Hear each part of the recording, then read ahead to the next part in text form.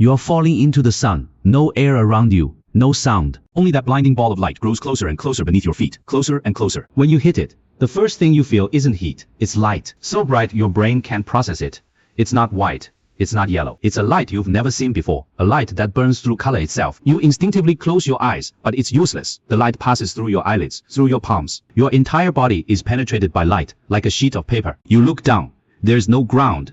The sun has no solid surface. Beneath your feet is churning plasma at 5,500 degrees Celsius. Each bubble is about 1,000 kilometers across, larger than the entire country of France. Millions of Frances are boiling beneath your feet right now. This isn't a planet. This is a pot of cosmic porridge. And you're standing on its surface. You don't want to stay here. You decide to go deeper. You take a deep breath and plunge in. Plasma overwhelms you. You are enveloped in a hot, glowing fluid that's not like water, not like air, something between liquid and light. You've entered the convection zone. You get caught in an updraft, pushing you along at thousands of kilometers per hour. You can't break free. It's too massive. You're like a grain of sand caught in a tornado. Suddenly, it stops, flips over, and begins to fall. You fall with it. The temperature rises. 2 million degrees. 5 million degrees. You feel the density increasing. The plasma around you gets thicker and thicker, heavier and heavier. Then the churning stops. Everything goes quiet. You've entered the radiative zone. No more churning, it's too dense. The plasma is so thick, it can't convect. Heat no longer moves by flow. Here, heat travels a different way. Light, a photon, is released from the depths. It travels less than a millimeter before hitting a particle and gets absorbed. Do you know how long it takes a photon to escape this layer? A photon does a random walk here, stop and go, absorbed, released, bounced around endlessly. It takes about 170,000 years. You keep sinking. The temperature is already over 7 million degrees. It's denser than lead, but where you're going is far more extreme. The temperature soars, 10 million degrees, 12 million, 15 million.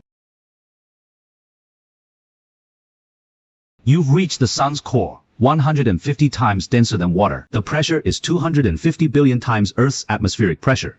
You're crushed in the sun's central furnace, surrounded by hydrogen atoms and protons, crashing into each other at hundreds of kilometers per second.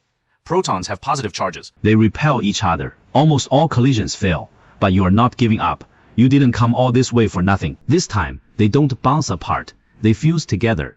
4 hydrogen nuclei become 1 helium nucleus. But you do the math. The total mass of 4 hydrogen nuclei is 0.7% more than the helium nucleus they form. A tiny bit of mass has vanished. Where did it go? It turned into energy, into a gamma-ray photon. Every second, the sun converts 600 million tons of hydrogen into helium. The 4 million tons that disappear become pure energy. Congratulations, you just witnessed the nuclear fusion. And in that split second, a fusion reaction released a gamma-ray photon. That photon is you. You are just born. You are now a beam of light. And you have only one goal, escape the sun. You fly out at the speed of light. Travel less than a millimeter, hit an atomic nucleus. The screen goes black for a moment, then lights up again. Your direction is completely changed. You fly a short distance, hit again. This is your life. 10,000 years pass, 50,000, 100,000, 170,000 years. You've been knocked from deadly gamma rays to X-rays, knocked into ultraviolet light, and finally into a gentle beam of visible light. In an instant, you break through the sun's surface. The plasma vanishes. The endless collisions from all directions stop, and you rush out into space. 170,000 years of darkness, collision, and struggle are over. You glance back. You were just in the deepest part of that inferno. You turn your head. Ahead is a small blue planet, 150 million kilometers away. You fly for 8 minutes and 20 seconds. You pass through the atmosphere, through blue skies and white clouds.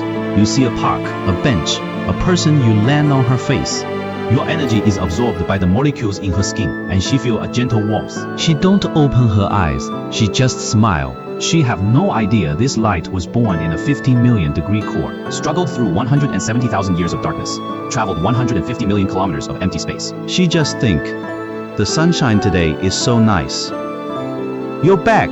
Look around you. If there's a window, if the sun is shining in, that light you're looking at, now you know, every ray of sunlight on your skin right now is 1,000 times older than human civilization. They were born in hell, walked through darkness for 170,000 years, crossed 150 million kilometers of nothingness, just to become a little warmth on your face in this moment. You've never really looked at sunlight before, but sunlight traveled 170,000 years just to see you. Next time, we'll go somewhere more extreme than the sun's core, a black hole. You're not just watching science, you're inside it.